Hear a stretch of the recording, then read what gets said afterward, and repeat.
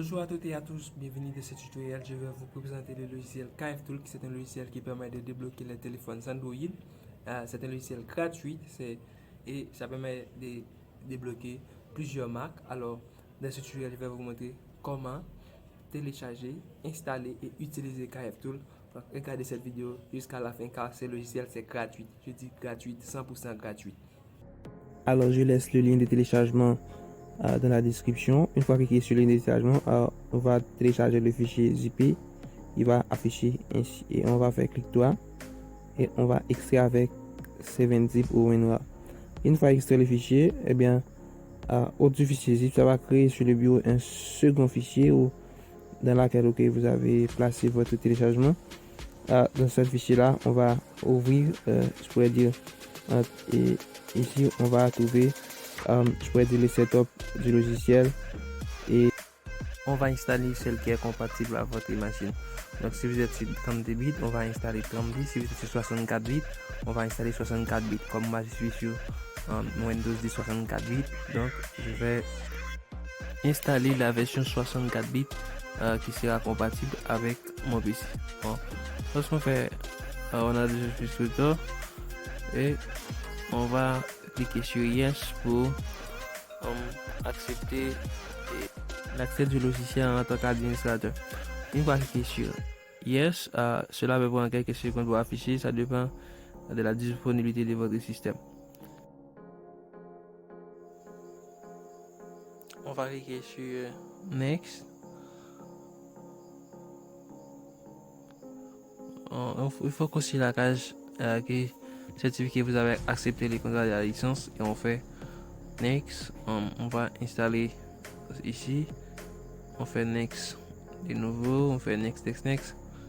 Et l'extraction est en cours, c'est-à-dire que l'installation c'est déjà débuté. On va acheter jusqu'à ce que cette barre soit complètement remplie et pour que vous pouvez lancer votre application.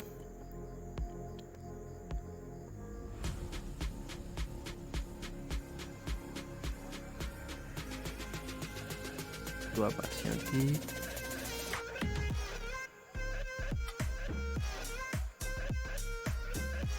Et on fait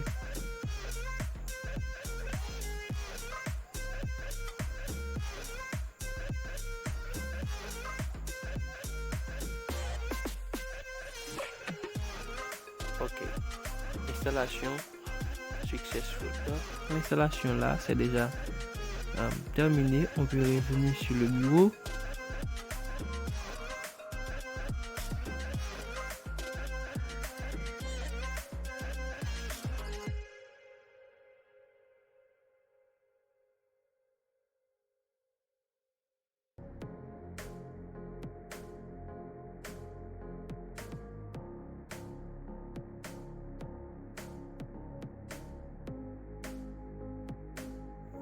Et là, bien voilà l'icône de l'application qui s'est déjà installée sur mon machine.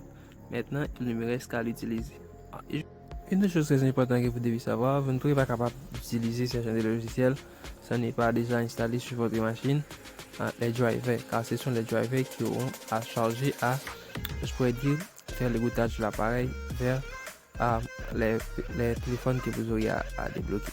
Donc, une fois accepté, si vous avez USB Samsung Driver qui s'est installé sur votre machine, sans doute, c'est encore mieux. Voilà. Et l'interface du logiciel. Et ici, on peut tout faire.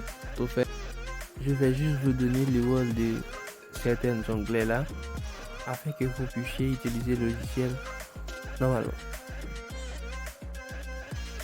Ok, ici vous voyez FRP. Donc c'est ici que vous pouvez bypasser vos FRP.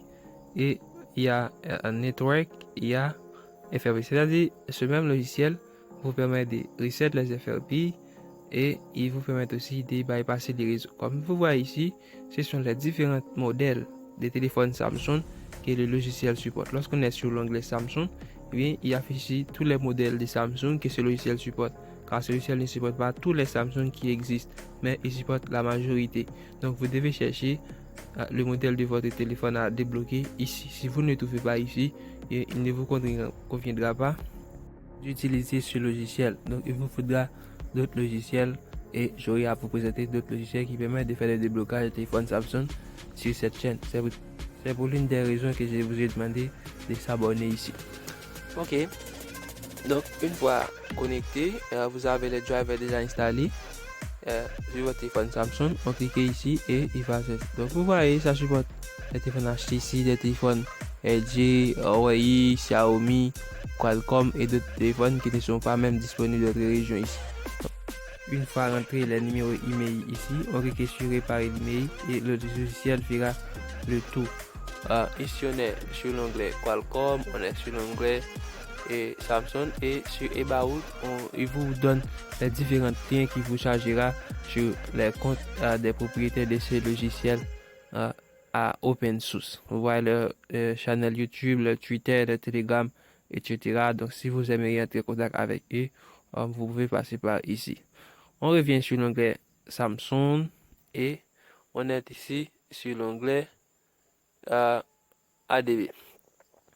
Donc, ce sont les différentes options que vous pouvez faire qui sont ici, comme vous voyez, Reset Screen Lock, tant d'autres.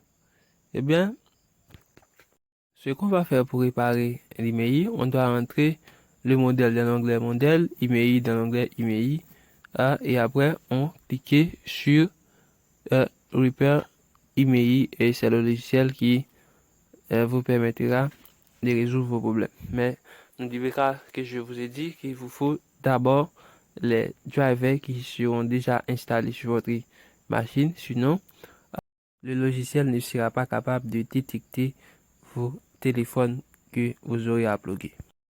En tant que technicien GSM, vous devez avoir sur votre machine plusieurs logiciels qui sont déjà installés, des logiciels gratuits et d'autres, car certains travaux ne sont pas possibles d'être effectués par ce logiciel, mais ce sera d'autres logiciels qui sera capable de les faire.